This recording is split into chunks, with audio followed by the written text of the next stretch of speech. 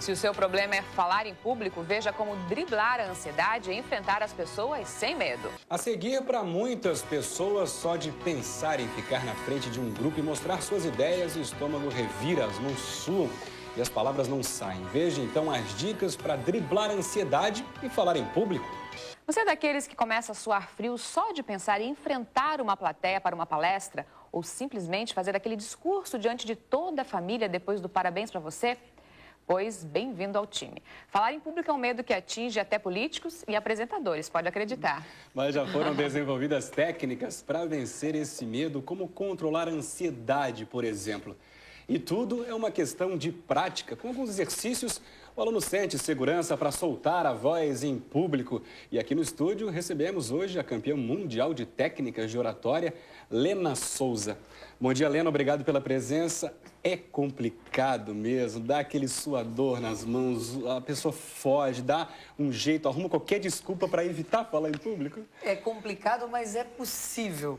Porque nós, voltando um pouquinho ao passado, na nossa infância as crianças, os jovens, muitas vezes eles não são incentivados. É visto como uma coisa ruim, é visto como algo muito temeroso, porque você vai passar vergonha lá na frente, você vai ser humilhado, você tem medo do branco, e aí existe a fisiologia do medo.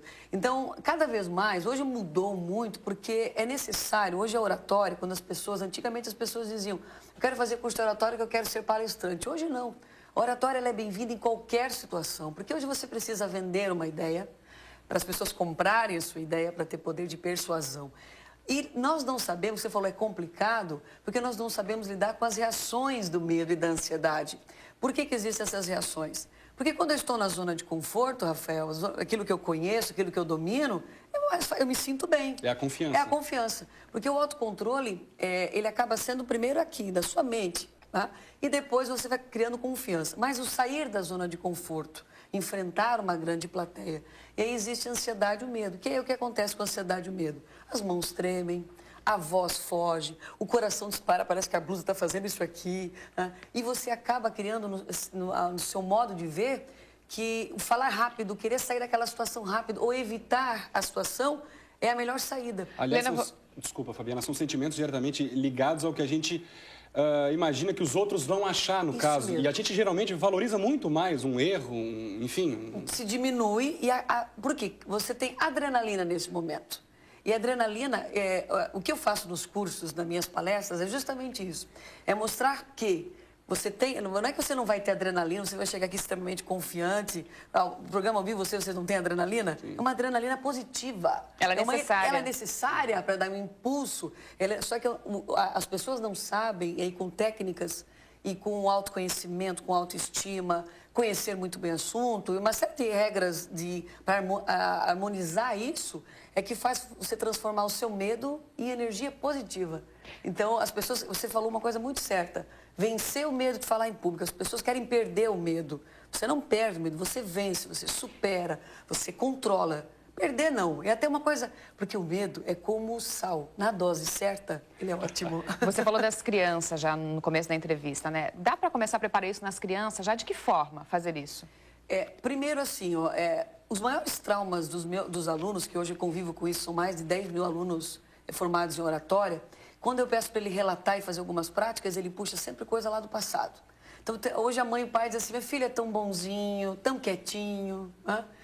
Às vezes, por exemplo, qual era o meu trauma de oratória? A professora dava como castigo, quem fizesse bagunça ou fizesse alguma coisa fora do contexto da concepção dela errado, ia falar em público. Então, acaba acontecendo lá na infância coisas que acabam traumatizando lá na fase adulta.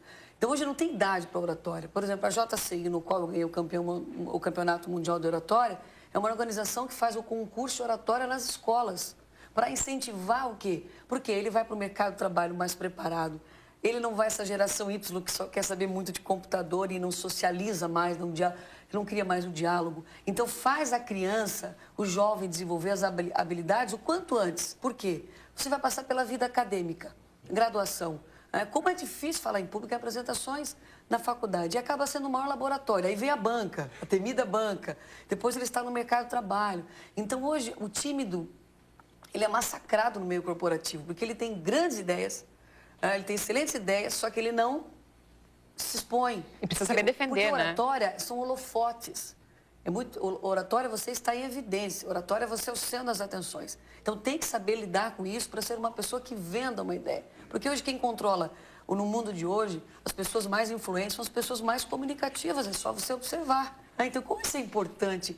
Nós desenvolvemos a habilidade de comunicação. Agora, além de, claro, estar bem informado para defender uma ideia, tem gente que está bem informada e não consegue. Tem alguma dica para desenvolver essa habilidade? Dica simples, está com algo na mão, respirar, enfim. Tem alguma dica? São várias, né? Você falou, pedir resumidamente. Então, eu digo sempre que a premissa de um bom argumento é você conhecer o assunto.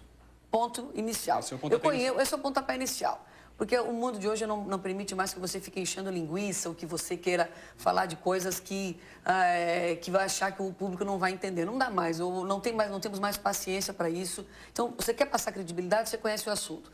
O segundo ponto é o seguinte, é muito treino, é muita preparação, é muita insistência em si mesmo, porque as pessoas às vezes não Como deu é que é certo, esse treino? Aquele né? falar na frente do espelho ainda funciona? O espelho ajuda. Eu sempre digo assim, treinar na frente de outras pessoas. Reunir a família. Família é bom para isso, né? Colegas de trabalho. E depois, trabalhar o quê? Por que o espelho, até certo ponto, é bom? Mas o espelho você fica calmo. Você tem que trabalhar a adrenalina. Então, respiração diafragmática, né? Saber usar a maior evidência da oratória, além dos bons argumentos, é a linguagem corporal.